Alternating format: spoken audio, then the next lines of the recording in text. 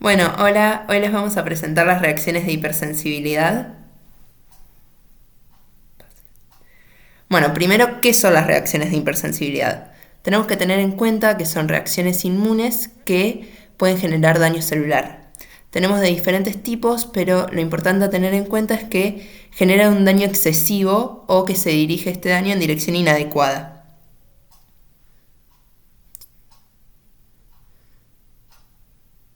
Paso. Ahí está. Tenemos la tipo 1 o inmediata, que está mediada por IgE, la tipo 2 o mimetismo molecular o reacción cruzada, como le quieran decir, que está mediada por anticuerpos, la tipo 3, que es por depósito de complejos inmunes, que está mediada por inmunocomplejos, y la tipo 4 o retardada, que está mediada por linfocitos T. Ahora les vamos a hablar de la tipo 1. Bueno, la reacción de hipersensibilidad de tipo 1 o reacción de hipersensibilidad inmediata es una reacción tisular que ocurre rápidamente luego de la interacción de un antígeno con un anticuerpo, específicamente IgE, los cuales se van a encontrar unidos a la superficie de los mastocitos. Se van a poder generar tanto reacciones locales como sistémicas, por ejemplo la anafilaxia. Y en esta se ven implicados muchísimos mediadores químicos como aminas vasoactivas como la histamina, también leucotrienos o prostaglandinas.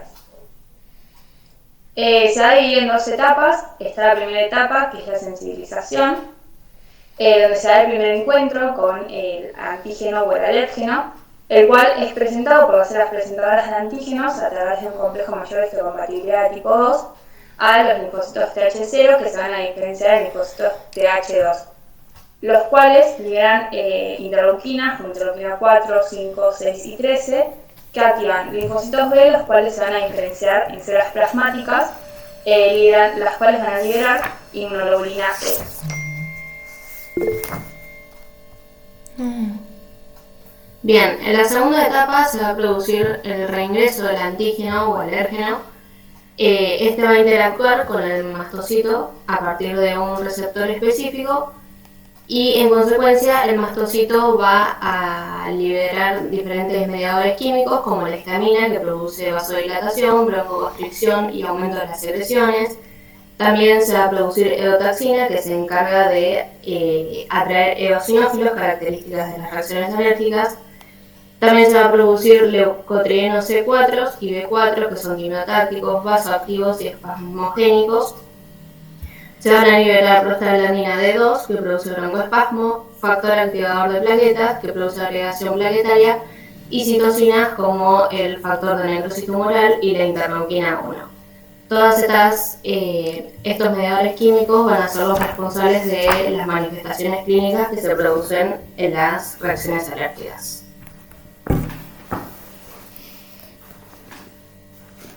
Bueno, algunos ejemplos de reacciones alérgicas pueden ser localizadas o generalizadas. Las localizadas van a ser asma, rinitis alérgica, alergia alimentaria.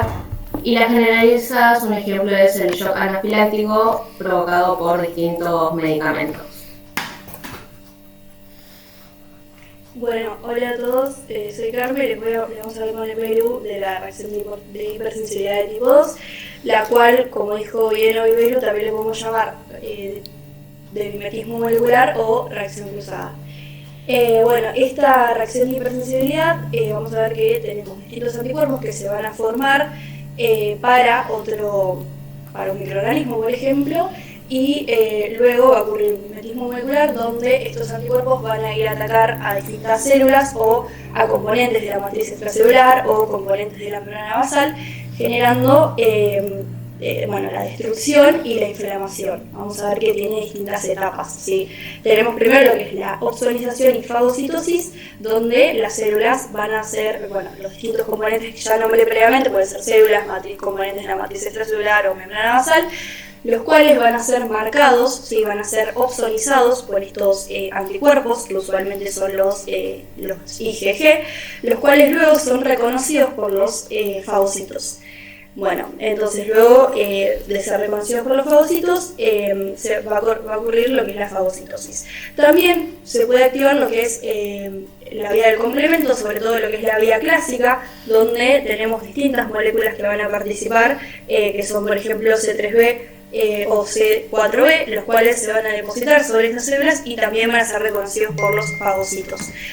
Bueno, además, en estas dos circunstancias, que puede ser por la obsoletización por parte del anticuerpo o por el depósito y la obsoletización por parte del complemento, las células van a quedar obsoletizadas, por así decirlo, van a quedar marcadas, y luego se va a ocurrir lo que es la fagocitosis. Además, la activación de lo que es la vía del complemento me lleva a lo que es la formación del complejo de ataque, lo que me termina causando la lisis osmótica.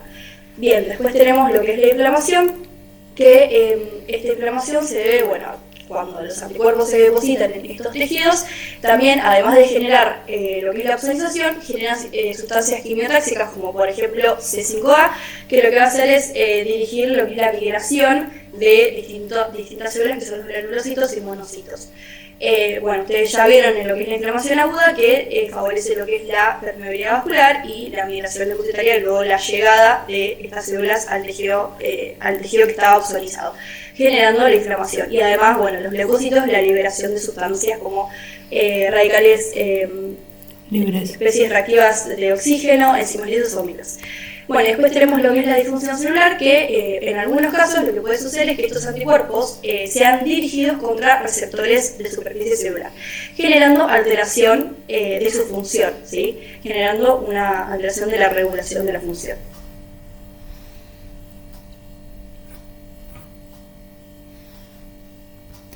Bueno, distintos ejemplos de reacciones de hipersensibilidad tipo 2 son los acá nombrados. Principalmente, y el que más vamos a ver en la materia, es la fiebre reumática, que es el ejemplo por excelencia de reacción de hipersensibilidad tipo 2. Es una enfermedad que cursa con alteraciones cardíacas, nódulos, artritis, corea, fiebre, entre otras manifestaciones, que se produce por una reacción cruzada donde los anticuerpos que antes atacaban al estreptococo beta hemolítico del grupo A reconocen como parecido a distintas células, antígenos presentes en distintas células, como son las células cardíacas.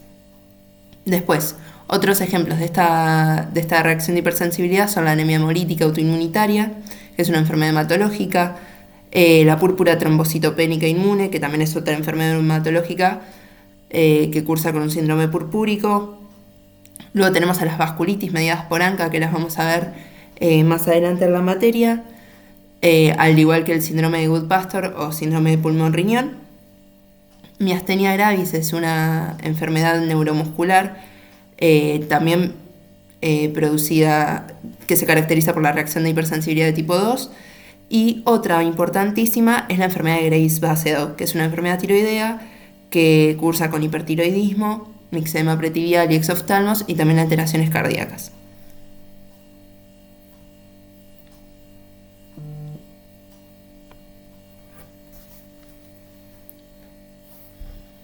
Hola chicos, nosotros con Marian les vamos a hablar de la reacción de hipersensibilidad de tipo 3. Esta reacción de hipersensibilidad va a estar mediada por complejos inmunes, que es luego de una infección, cuando se forman las inmunoglobulinas contra, por ejemplo, el estreptococo beta hemolítico del grupo A que dijo Belú, se forman y se unen el antígeno y el anticuerpo, y estos se van a depositar en lugares donde haya ultrafiltrado y mucha presión. Cuando se depositan, por ejemplo en riñón, en articulaciones y en vasos, generan inflamación y lesión tisular, que se va a presentar después de 10 días de la infección, generalmente la primera infección, que puede ser una faringitis, etc. Y se va a empezar a presentar fiebre, urticaria, artralgias por activación del complemento. Y por eso. Bien, ahora vamos a ver algunos ejemplos de la reacción de hipersensibilidad de tipo 3. ¿Sí? Dentro de ellos tenemos que entender que son patologías que pueden cursar con reacciones de hipersensibilidad de tipo 3. No quiere decir que sea una patología que solamente tenga reacción de hipersensibilidad de tipo 3, puede tener otras, ¿bien? Como por ejemplo el lupus. El lupus es una patología que cursa con el depósito de estos complejos inmunitarios a nivel renal o a nivel de articulaciones, ¿sí? Lo mismo pasa con la glomerulonefritis post-streptocóxica, que es la que se forma a partir de posterior a una faringoamigdalitis streptocóxica. Se forman estos complejos inmunitarios para el estreptococo y posteriormente estos complejos inmunitarios de antígeno y anticuerpo depositan a nivel renal y generan inflamación en el glomérulo. Otro ejemplo podría llegar a ser la artritis reumatoidea, que cursa con hipersensibilidad tipo 3, pero también con hipersensibilidad tipo 2, entre otras, ¿sí? Y ciertas vasculitis, como por ejemplo púrpura de Henoch-Schönlein, o también llamada vasculitis IgA, o vasculitis crioglobulinémica, que es posterior a una infección por virus de hepatitis B o C. Se forman los complejos inmunes para este virus y estos complejos inmunitarios de antígeno y anticuerpo luego depositan en lugares de alto filtrado de sangre, ¿sí? Ahí tenemos varios otros ejemplos, pero el concepto sigue siendo el mismo.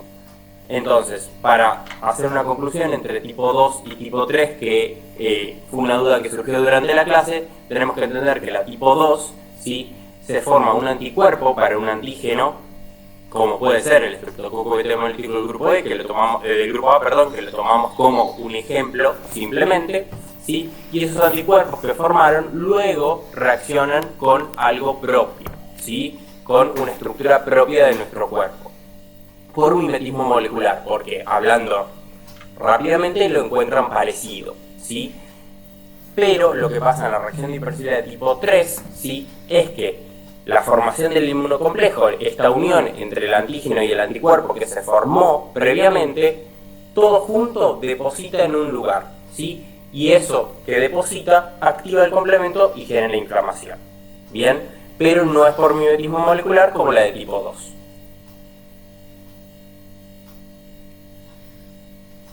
Bien, ahora vamos a hablar de las reacciones de hipersensibilidad de tipo 4.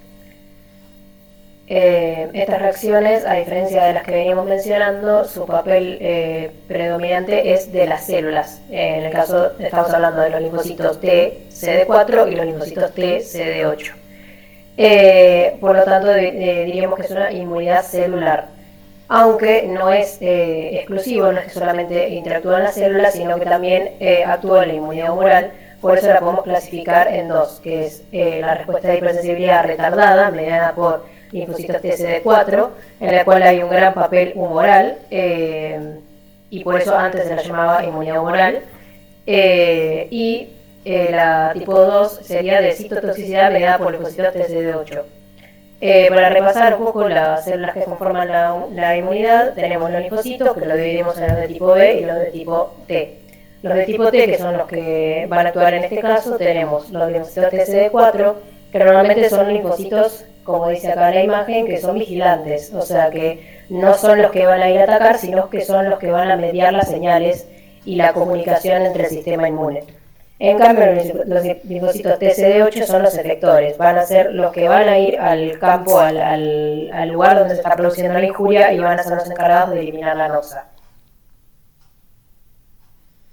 En cuanto a la respuesta de hipersensibilidad retardada, se le llama así porque una vez que actúa la inmunidad aguda, la innata, y no puede eliminar la noxa, presenta los antígenos por medio de las células presentadoras de antígenos a los linfocitos TCD4.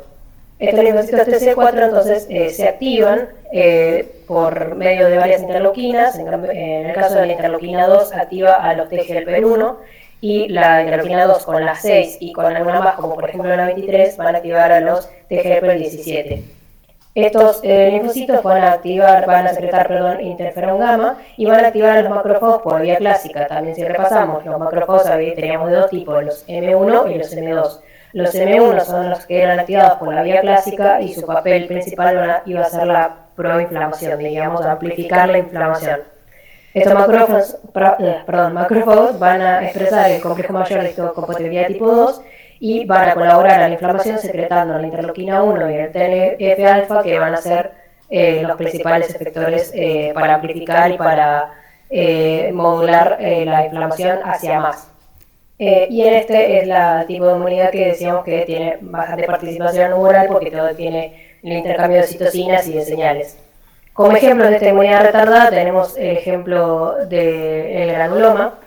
En el caso de la tuberculosis, que lo nombra acá como tenemos la prueba de tuberculina o prueba de Matux, que es una prueba diagnóstica en realidad para ver la respuesta que tiene el individuo cuando se inocula en la piel la tuberculina. Y los granulomas de la infección por Mycobacterium tuberculosis a nivel pulmonar. Nada, es un tema que vimos en el TP. Recordar, para repaso, la formación del granuloma, cómo se realiza, y los componentes mismos del granuloma y la diferencia de un granuloma inmune y no inmune. Y después otros ejemplos que vamos a ir viendo a lo largo del año. Tenemos la psoriasis, que es una enfermedad autoinmune de la piel, la esclerosis múltiple, también autoinmune del sistema nervioso central, la artritis reumatoide, también autoinmune, dermatitis de contacto, que normalmente se ven en niños cuando tienen en la zona del pañal mucho tiempo el contacto justamente con el pañal, produce una reacción mediada por células y genera un eritema bastante claro, bastante como patognomónico entre comillas. Y la enfermedad inflamatoria intestinal, que la vamos a ver en el TP digestivo, que también es parte de este tipo de respuesta. También hay que recordar que entonces podríamos decir que todos los granulomas son producidos por reacciones de hipersensibilidad tipo 4, pero no todas las reacciones de hipersensibilidad tipo 4 producen granulomas, ya que ahora tenemos el otro tipo de respuesta, que es la citotoxicidad polifosfato TCD8. Bueno chicos, hola, mi nombre es Victoria. Yo les voy a hablar de la reacción de hipersensibilidad mediada por los linfocitos T CD8. Como dijo Ari anteriormente, son los linfocitos efectores, bien, y por ende van a mediar lo que es una respuesta en la cual van a reconocer lo que son células, bien, con anormalidades por medio de lo que es el complejo mayor de histocompatibilidad tipo 1, bien, en estas células que van a mostrar anormalidades de la misma o pedacitos de virus, entre otras cosas, y van a poder ser reconocidas así por medio de lo que son los linfocitos TCD8 por medio del receptor TCR en los mismos. Esto va a, una vez que se une el receptor de los CD8 al complejo mayor de histocompatibilidad tipo 1, activar a los linfocitos TCD8 y va a llevar a la destrucción, bien mediada por la liberación de perforinas y granzimas presentes en los gránulos lisosómicos de los mismos, las cuales van a ser proteasas que van a encargarse de escindir y activar a las caspasas, induciendo a lo que es la apoptosis de las células diana. Los CD8 además expresan el ligando FAS, que se une al receptor FAS y provoca la apoptosis, bien, por la vía FAS ligando.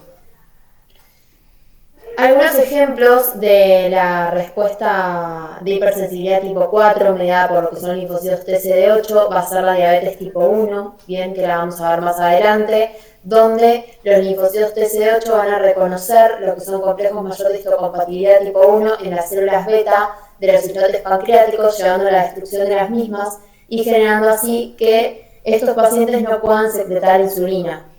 Y por otro lado tenemos lo que es el rechazo de órgano en trasplantes, donde las células del órgano trasplantado empiezan a expresar lo que es este complejo mayor de histocompatibilidad tipo 1 y nuevamente es reconocido por los CD8, llevando a la destrucción de las mismas y generando así el rechazo de ese órgano trasplantado. Bueno, hasta acá llegamos, gracias, y cualquier duda que tengan nos pueden mandar a cualquiera de los ayudantes.